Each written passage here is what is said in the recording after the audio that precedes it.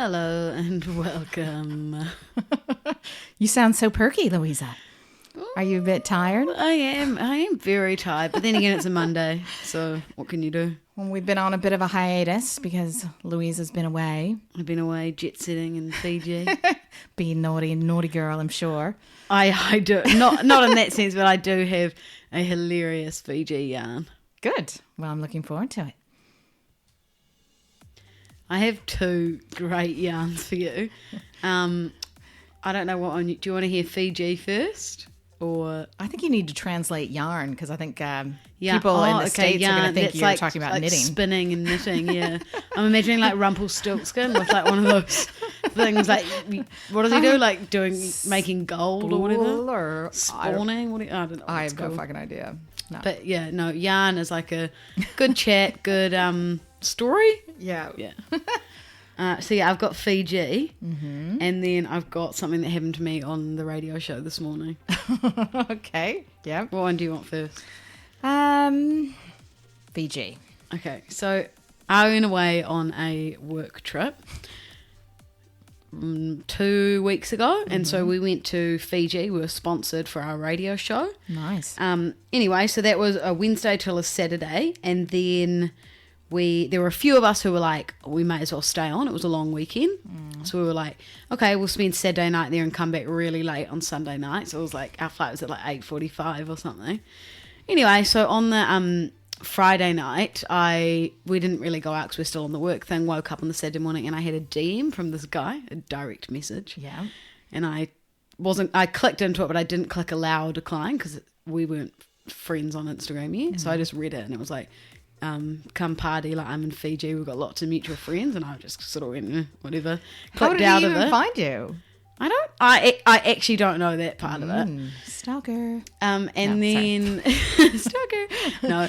And then so I was like, oh yeah, whatever. Anyway, Saturday came around. Me and a few of the other people that I work with were like, right, we'll go down to Port Dinnerau and we'll have a few drinks down there. Yeah. It was like 4 p.m. and we'd been in the sun all day. I'm not even kidding you. I would have had 2 mojitos and I was shit-faced. Like, really? That's a good pause. Yeah, like it was like...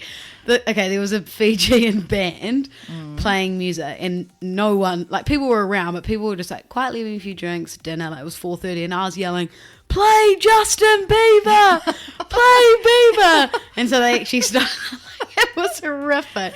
And I was on my 3rd drink by this point, like it was outrageous.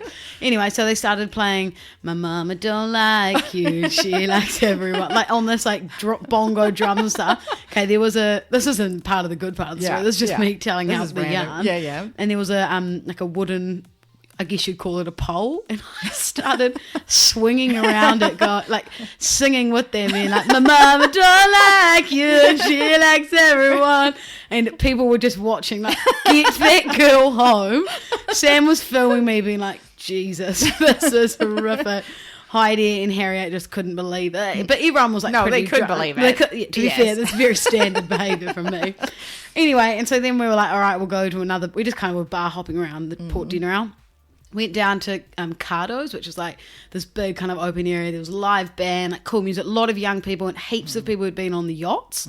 So they'd all come in and their owners, like let them off for the night. Yeah. So we're all really drunk by this point, like yarning outside, talking to people, like, and then anyway, I checked my Instagram again and that guy had messaged me again. And so I was real drunk at this point and was like, he was like, party at ours. And so they were staying in like a huge house, one of the guy's parents' place in Dinnerau. This huge villa. Well, I didn't know at this point, but this huge villa. Yeah. And he was like, come party, rah, rah. And I was like, wasted. I was like, yeah, sweet. Recruited everyone. Was like, we're going to this villa. Random party. Complete randoms. Like, turns out we did have heaps of mutual friends. Like, I ended up stalking him. It's not like I was going to some complete strangers. Yeah. Okay, Sam bails. He's like, nah, I'm not coming.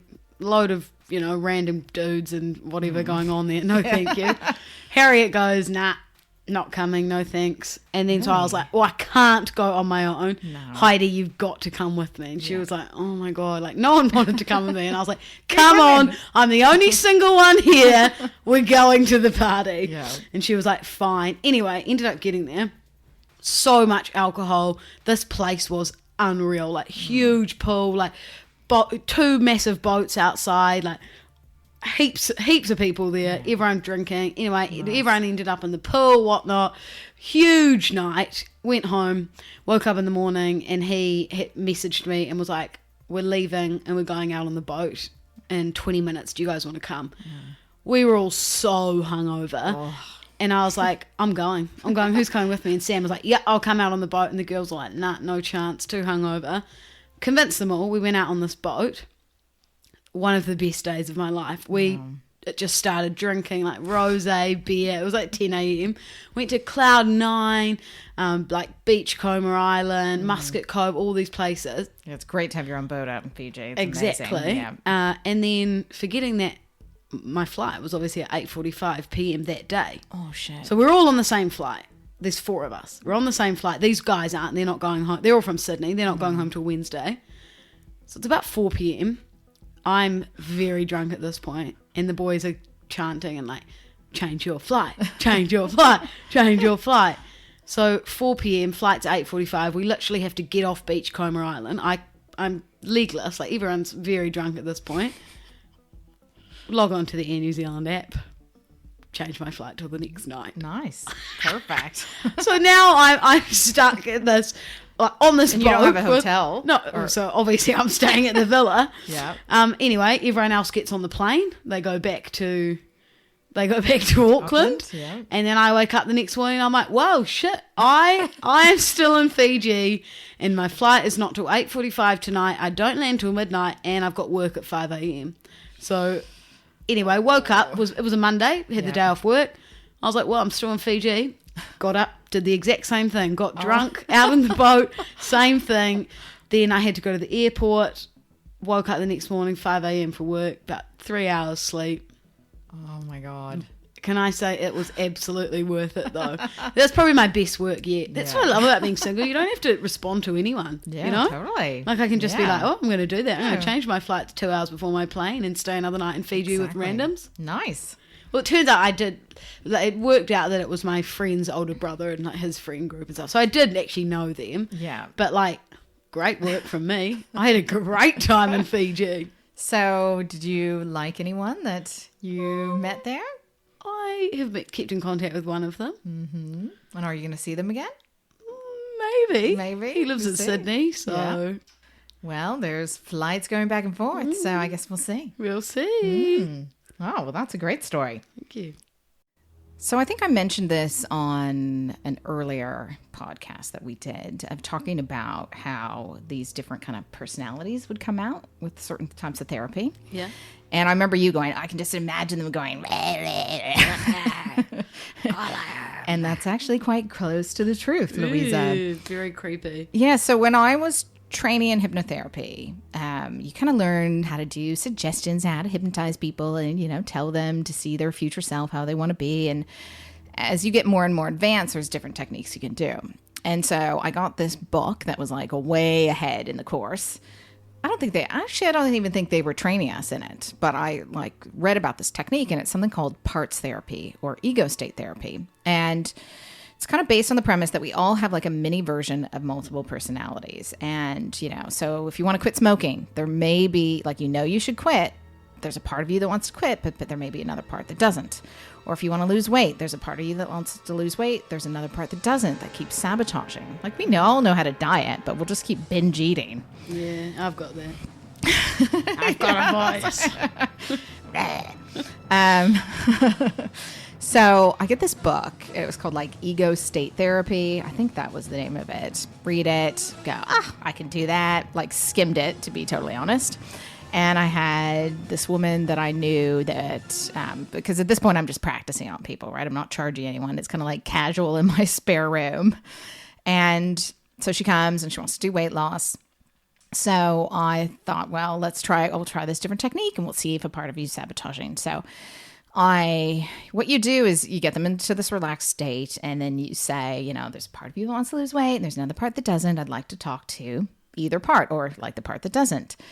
And when you're ready, say, I'm here. And then they'll say, when they're ready, they'll say, I'm here. And you say, what should I call you? And they'll give you a name. And it's like, how did you come to be with them? And it's like, oh, well, I was sexually assaulted when I was this age, and so I protect her by keeping her overweight, or it'll be stuff like that, right?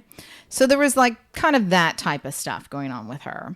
And so it was kind of like, well, what should happen? And, you know, we go back and forth. And then what I had read in the book is then at the end, you're supposed to say, is there anyone else who has anything else to say about this? But I just said, is there anyone else who has anything else to say? And this voice, she like turns her head towards me. Her eyes are closed, right? And her eyes start rolling back in her head.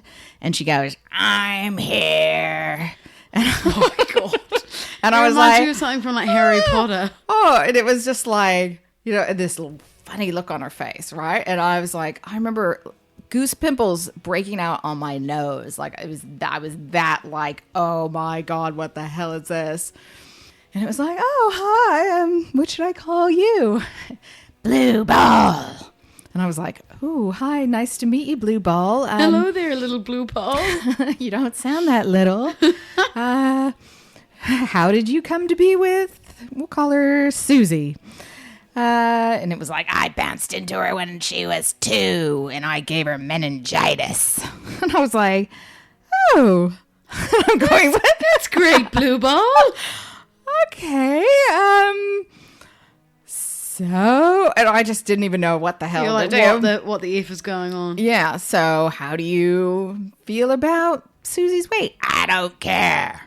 And I was like, okay. And I'm going, oh, fuck. What am I doing? And then it was like, but I remembered, yes, you know, if they're like to be a higher self or a part of them that knows what to do. So it was like, okay, can I ask the higher self or the part of you that knows what to do about this? And can you give us some advice about what should happen with Blue Ball? And so this other part comes in and says that Archangel Michael needs to take Blue Ball away because Blue Ball is an entity. And I'm like, okay. Where is Michael? Where is this Michael, angel? could you come now? And just kind of like talked her through it. And she, you know, you kind of like, okay, well, is Michael here? Yes, Michael's there. Michael's taking Blue Ball away. And it was like, but Blue Ball didn't want to go. So Blue Ball's going, I'm going to bounce into children next door. I know there's some boys over there. And it was like, and there was boys that lived there. And this woman didn't know that. And I'm going, so I'm like arguing with this Blue Ball. You're not going And I'm also else. thinking, my kids are sleeping in another room, right? Because this is like in my spare room. My kids are asleep. I think my husband was like away or, yeah. So I'm going, oh my God, please don't bounce into my kids. But I'm also thinking, this is probably just her subconscious doing something. I don't know. Yeah. Anyways, bring her out of it. And I was like, oh, I'm like looking at her kind of shocked. Like, Do you remember any of this? Well, that was interesting. And she's like, oh, was it? And I'm like, yeah, do you remember? And she's like, oh, I remember you talking to my different parts. And, you know, one was trying to keep me safe with my weight from negative male attention. And I'm like, do you remember Blue Ball? And she's like, what? And I was like, oh, hell. She had no memory of that part at all. I was like, oh, did you have meningitis when you were 2? And she said, yeah, I almost died. And I was like, oh, okay. And I had, like, when I was taking her through that, I remembered this guy when I was like 19 years old. I went on a date with him. He gave me this like a random book that he said that he was in the bookshop buying something else. And in his head, it kept telling him to buy me this book. I went on one date, he gave me this book, never saw the guy again, right? Yeah. And in the book, there was a story of this woman who was like she was like some kind of healer or something. But she talked about how she saw this green ball bounce into her house and into her son's window. And her son got very sick. He got some type of like, I don't know, strep or I don't know, something. Mm. But she was convinced that viruses or diseases like that can be entities that bounce around. So I'd remember that and was kind of like, it was just bizarre how it all kind of synced up together. Yeah. But so then I went on and started working with, and she lost a bunch of weight. So Blue Ball was the reason, and she wasn't. Well, I don't think Blue Ball was the reason. I think Blue Ball was just kind of like I don't know, like an unwanted house guest that needed to be kind of checked out. But I don't know if it actually was related to her weight. Yeah. But it was interesting, like with other clients, you know, and now I started building my practice, and I'd get clients that were like suicidal. And so I would do that technique with them. And sometimes they would say it wasn't just a part of them. It was like they would these parts would claim that they attached to them when they were in the hospital and that they were passed away, like spirits that attached to them. So the way they wanted to die was to get them to die, because they didn't know any other way. Or had this one kid who was like 16 and he was losing time. He was like waking up at 3 a.m. He's driven like 100 miles away, taken his dad's car, spent a bunch of money on the credit card, which his psychiatrist and his parents were like, whatever, you're just trying to cover up bad behavior. But he claimed to have like some bad guy who had been murdered attached to him, who was like wanting to do all this stuff. And it's just, nuts. So, that's mental. I did tons of it for a while. It got to the point where I was getting scared because I would have these. You'd be scared and like exhausted as well. Yeah. And I was like, and I'm having these arguments with the things. What I found interesting is they almost all asked for my Archangel Michael. And I didn't even know who Archangel Michael was when that first woman said that, right? I was just like, oh, that's some angel. And I look it up, and apparently that's supposedly one of Archangel Michael's jobs, is getting rid of crazy entities. Who knows? Maybe this is just all in their subconscious, but I started getting really freaked out because it was happening more and more. But then I'm having psychiatrists send me people because I'm having great results. Like their voices are going away and they're not losing time. And so I ended up talking to a Catholic priest, because I'd like call my supervisor, who's someone who kind of supervises you as a therapist, like a more advanced therapist. And I called people who trained with me, and none of them had any experience with that. They just all were like, nah, I've never had that happen. So talked to a Catholic priest, and he kind of gave me some things I could say. I didn't really do what he said, but he did give me some holy water that I kept in my office. Yeah. And I was just like, I'm going to throw this shit on you if you get too crazy.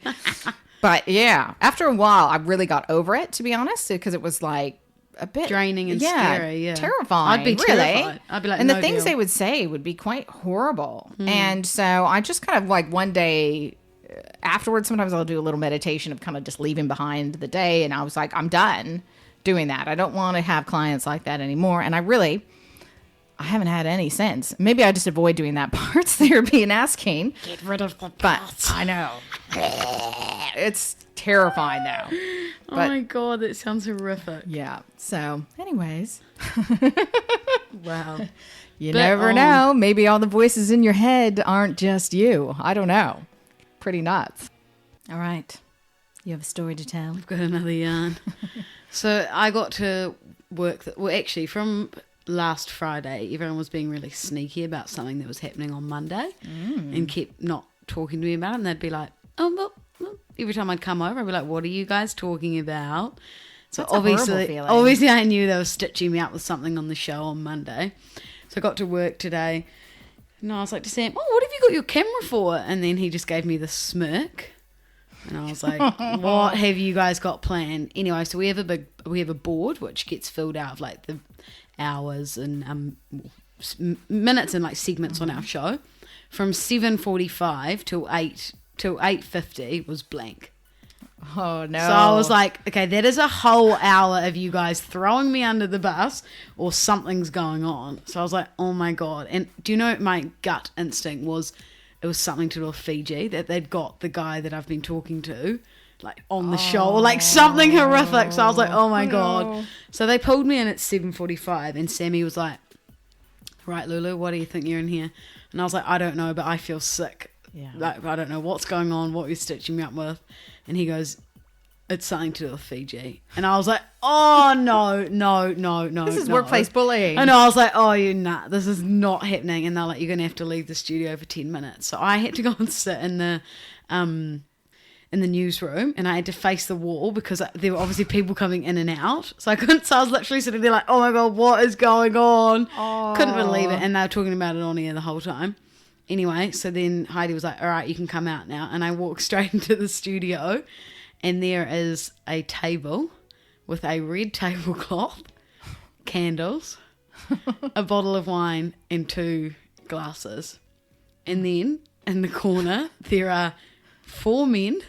Oh, no. In swan dry shirts. Swan dry? Yeah. What's that? Like rugged farm shirts. Oh, yeah. And like real chino, Kiwi, South Island type and of then stuff. chino pants and like big worker boots.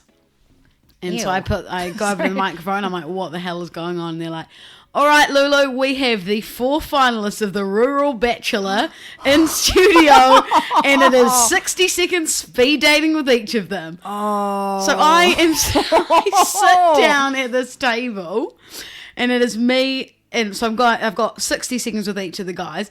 The first guy, bless his soul, so lovely. Was only like 20. So cute and innocent. Loved a Heineken. Owned his own house, though, for 20 years old. Not bad. In Auckland? No. Taranaki. Okay, never mind. No, I'm kidding. I'm kidding. It's worth like $10. I don't have any. Sorry. Good on him. I don't have anything to my name. That's really exactly. good. Yeah. And then the next guy, long, bushy, kind of like gingery hair, very rugged farmer. Mm-hmm. The next guy after that, actually very good looking. Yeah. Quite good chat as well. Was keen to learn to surf, so I was like, you could be a keeper. And then last guy, really lovely again, and like quite good chat, like number 3. So then anyway, they made me decide who I would pick if it was just up to me. Mm-hmm. So I said out of 3 or 4, catch your number 1 and 2. And then they put it to the audience. So then we had callers on. It was like, "G'day, it's Kendall here. All right, Lulu, I think you should go for number 3. You can tell you've got good chat. You can already blah, blah, blah." And then like Tony chimes in, and everyone was just having their say. And then they're like, "All right, Lulu, if you were to pick, who would you pick?" And I actually picked number 4. And then they were like, "Right, well, the people have spoken, and it's number 3. Oh, no. No, to be fair, blessing in disguise, because so I had to go on an actual date with this guy after the show today. Yes, just today. So I had the in studio date, 60 seconds with everyone watching, and then Lindau and glasses of whatever. Did you drink it? Well, not then, but then we went out afterwards in the same setup, so it wasn't really a date, like it was a setup again. Was out in the iHeart Lounge, which is a place where we work, like everyone sits, with the candles, and so we actually popped it. So it was 9:30 a.m. and I was having a glass of bubbles. Nice. And I was, chatting away to him, thinking it was just him and I. Stitch up. He's got a microphone on. No. And Sam's behind filming, and then I see him come through. So about 10 minutes through the date, I realise I'm being filmed. Thank God I didn't say anything too embarrassing. Oh, no. But yeah, that so would have been bad for me. God knows what I would say. I know. Jesus. So I ended up having this probably 20-minute date with this guy. Turned out actually a really lovely guy and quite a good chat. And we had a few mutual friends. So thank God I got to go with him and not old mate. But yeah, a very eventful Monday morning. Can you just imagine me walking in and there's these 4 blokes and a table with candles. Yeah, rural bachelors. And do you know the funniest thing is there were outside 4 girls as well. So they have 4 rural bachelorettes. What, and they're also you haven't farmers. Told me? No. Not for me. I didn't know you were bi. No, not for me. Mine were just the 4 men. Oh. But the 4 other bachelorette girls were also there for, I'm assuming, one of the other radio stations. Oh, okay. So this year they've changed it. So it's the rural bachelor or bachelorette. So either sex can win. Yeah. Which is quite cool. That is cool. So yeah, it was a very, very eventful Monday morning for me. I just would never pick a rural guy for you. No, I've dated a farmer before. Really lovely guy. We got along, so we went out for 3 years. But when I think of the future, what I want to do for a career, I do need to be in a big city. Like I couldn't be. I do love the farm and I love the outdoors, but not for long term. I couldn't see myself just being a housewife at home, like a, just. I'd rather kill myself. Not for me. No. I think I need to be in a big city. Yeah, I've got lots of family members in farming and used to spend my summers on the horse ranch in Idaho and shit like that, but. It's good every now and then, but not for everyday life. But some people are into it. So where did this guy live? Taranaki. Oh, Taranaki. Where is Taranaki? I don't New even Plymouth. know. Oh, okay. Yeah. So he was out on a farm. We didn't speak like that. But I don't know why I put on that accent. Out on the farm. Out on the farm. But no, he was very good looking. Like I feel like all farmers are quite, like that rugged sort of. He had a beard and big. And I'm not into the beard. Oh, you're not? No. I'm quite a fan of the beard. It's a bush on your face. No. Okay. Now I'm just no. No, maybe not. But I don't know. I'm just not into it. Yeah. Well, no, he was good. Something for everyone. Yeah. Yeah. Nice. Okay. Well. Eventful Monday. Yeah. But what about the guy in Fiji? I want to hear more about that. But I guess we'll have to find out and wait and see what happens. I mean, he lives in Sydney. Yeah. We'll have to be. I'll be teaching you power of the pussy. Or persuasion, I meant. Persuasion. Stop that. Okay. So this is a story that, I kind of knew about growing up. And it was something that parents would like, because I grew up in Northern California. I grew up in Marin County. Parents would say, don't hitchhike or you might end up like the girl in the box, right? And that was the story. And it was like, oh, I don't want to be the girl in the box. So I thought I might tell the story of the girl in the box, because that was like one of the things we kind of wanted to do was tell crazy stories and also tell kind of like true crime stories. Mm-hmm.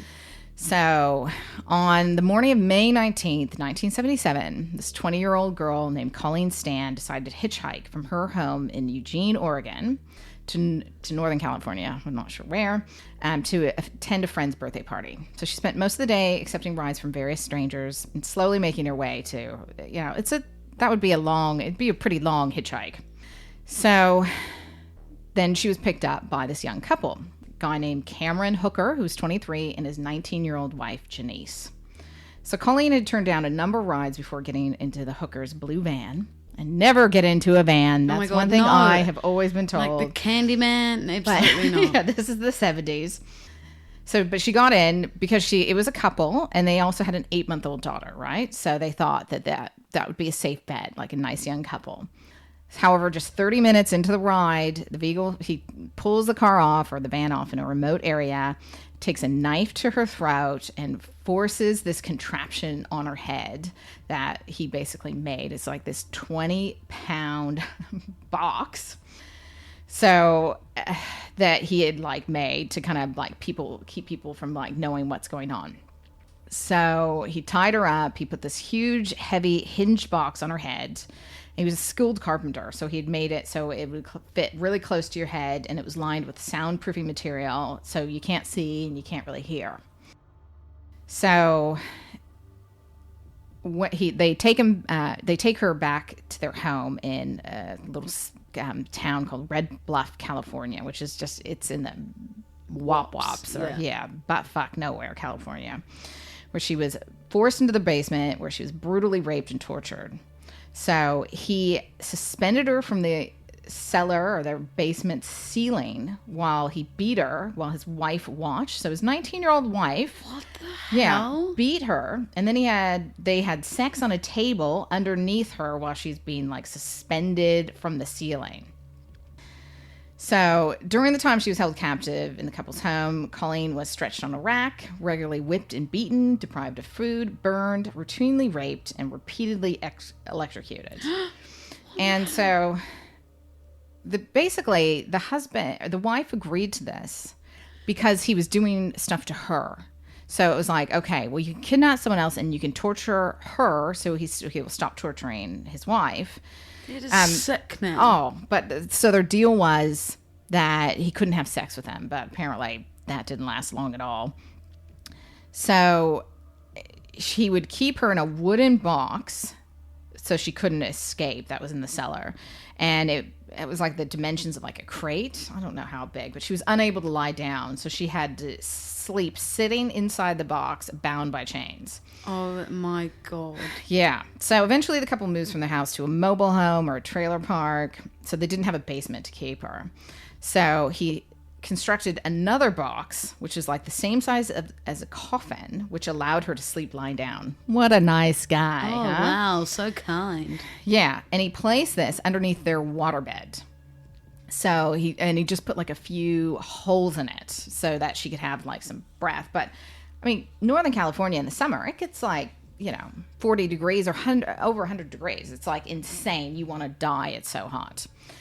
So for the first few years that she was held captive, she was allowed out of the box for an hour or two a day, only to clean the house or babysit the children or be raped and tortured. So the couple had 2 young daughters, and neither of the girls realized that she was actually being held there. They thought she was like the babysitter.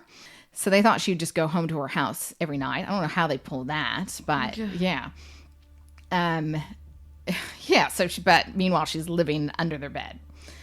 So after being with them for a few months, he forced her to sign a slave contract, like giving her life away. I'm sure that's not legal. Oh, yeah, that's really going to work. I know. I'm sure he didn't have a lawyer draw that one up for him. effectively, she agreed to give up her own free will, and the agreement required her to obey his every wish and command and allow herself to be treated as his personal property. So in addition to forcing her to sign this slave contract, he told her name was now K, which was just the letter K to kind of even dissociate her, right? She didn't even deserve to have a name, and she had to call him master. So he convinced her that it was totally pointless for her to escape because if she managed to break away, he belonged apparently to him. This is what he told her, to a secret organization called the Company that would find her and kill her whole family. So he was able to convince her of this, and it was some international crime organization that enslaves women and is involved in sex trafficking. So if she did manage to get away, like her whole family was going to be dead. So after being held captive for more than 3 years, he took her to go visit her family. They started letting her out, and like she then became kind of like, I can't leave because my whole family will die. So she brings him home to meet her parents and says, this is like my boyfriend. So she was so like terrified. She didn't, when they were like staying with her parents in 1981, she didn't tell them. She was like didn't say anything. So tells them that this is her fiance and that they're happy. There's even like pictures of them that the family took. What? And the parents were like so happy to see their daughter because they hadn't seen her in 3 years. That they were like really happy for them and thought he was like a nice guy. But they were concerned. They thought that she had joined a cult, but they had no clue what actually was going on. So, according to the wife, though, so Janice Hooker, shortly after she met her husband, this guy Cameron, the devil, basically, she was brainwashed and routinely tortured and abused. And so she had agreed to let him do this so it would stop for her. Yeah. So the Company was this fictional organization that he had like created that was like a mob, crime mob, and like that enslaved women. And she testified that he would threaten to torture and kill her family if she tried to get away. And she wasn't allowed to move or talk without his permission. And just, he had these really like horrible fantasies that he would make her act out. So after 7 years. Oh my God. 7 years. 7 years. Janice starts getting jealous, basically. Oh my God. Like. Because he's having sex with her and he's kind of in love with her. And Janice then thought, well, he's going to leave me for her. So she tells Colleen that the Company doesn't exist, and that he's totally full of shit, and helped her escape. So she drops her off at a bus station, and the girl manages to call her father and get him to send her a ticket to come home. So, and she even says that she called him once she got home to tell him, I've left you, and that's it. And he like cried and begged her to go back to him, thinking like they had a relationship. So after she got home to her family in Oregon, she didn't tell anyone, including the police, about the years of torture, rape, and imprisonment she had endured. So before she helped Colleen escape, Janice, the wife, made her promise that she wouldn't go to the authorities about the ordeal because she thought her husband would be able to reform himself through prayer. Oh my God. Yeah. Like as if. Yeah. He's so clearly messed up. Exactly. So eventually, Janice realized that Cameron, the psycho fucker, wasn't able to give up his sadistic and cruel ways. So she told her pastor about the kidnapping and torture. And her pastor said, you've got to go to the police. So finally, on November 18th, 1984, months after she left, it was the wife that went to the police and told them. So this poor girl, Colleen, never even went to the police, never even told anyone after it happened. So even though Janice had helped her husband abduct her, was in on it for 7 years, she was never charged with a crime. What? Just because she told them everything? Yeah, so he was convicted of several counts of kidnapping and sexual assault. His wife was given full immunity because she agreed to testify against him. And they believe that she was so abused mentally and physically by her husband that she was just brainwashed as well. But she knew there wasn't this company. She knew that was like a total load of shit.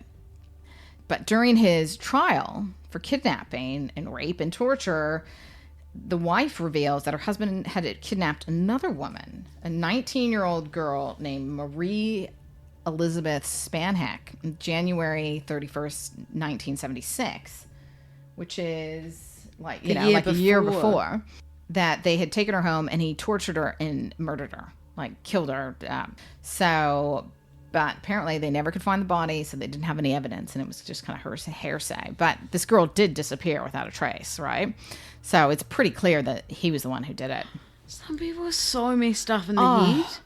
So despite being convicted of multiple counts of kidnapping and assault and sentenced to more than 100 years in prison for his crime, Cameron Hooker was given a parole hearing in 2015 to see if he could get out on parole. State of California has a parole program for elderly inmates with prisoners over the age of 60 to request parole after they've served 25 years. So apparently the parole board denied Hooker's request, and he's not available and for another hearing until 2030 when he's 76. But I'm sorry, no. He should not be allowed out either. No. He's a sicko. And I hope he's being raped and tortured every fucking night and put in a little box. You know what I mean? I think he deserves to have what was done to him. How would he even be allowed out? I find it crazy that the wife wasn't charged. Yeah. Because I'm sorry, you are complicit. Yeah. You are. She knew exactly what was going on. Yeah, exactly. But she was even younger than the girl being kidnapped. Yeah. So, only 19 and she's got a baby. But apparently they've made all kinds of movies about this and it's a big thing. But yeah, I just remember hearing about the girl in the box and don't hitchhike or else you'll end up like her. So something made me think of it the other day. I think I said something to my daughters actually because they were talking about hitchhiking and I was like, I want to be the girl in the box. And I'm like, the girl in the box. I got to look that one up again. But apparently this woman now, Caroline, she changed her name and everything, but she works for some foundation helping women that have been kidnapped and tortured and are victims of sex trafficking. So that's her life's work now. She's been helping women who've been people. Yeah. So really cool about that, but holy crap. So moral of the story, do not hitchhike. No, never. I'm never hitchhiking ever. If someone kidnaps you or tells you that they belong to some secret organization, it's probably bullshit. So get the fuck out of there. And I think the thing is I get so many people that have been sexually abused or horrible stuff happened to them and they just don't say anything. And it's I can totally understand that because going through the courts and what that can do to families is horrific. But on the other hand, you're allowing someone who is a fucking monster to walk free and they will keep doing it until they get stopped. Think about the fact that are you going to be okay when you find out that they've done it to other people? Someone else. And that's what gets me is not okay. You need to, and you're not able to be rehabilitated from that stuff. I'm sorry. Pedophiles, sadistic sadists, sexual sadists, they don't recover. It's it's a sexual taste that's hardwired in the brain, and that's it. So prayer and, thoughts and prayers, not going to do it. Not going to stop them. Now, down with the psychos. Yeah, I say fry them. But no, that's too good, to be honest. I think allow them to be tortured for the rest of their lives by other inmates. On that happy note.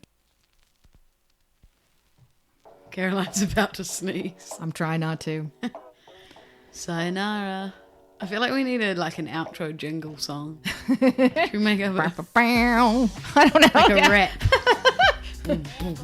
No, we will not be doing Leave us a review and I don't know.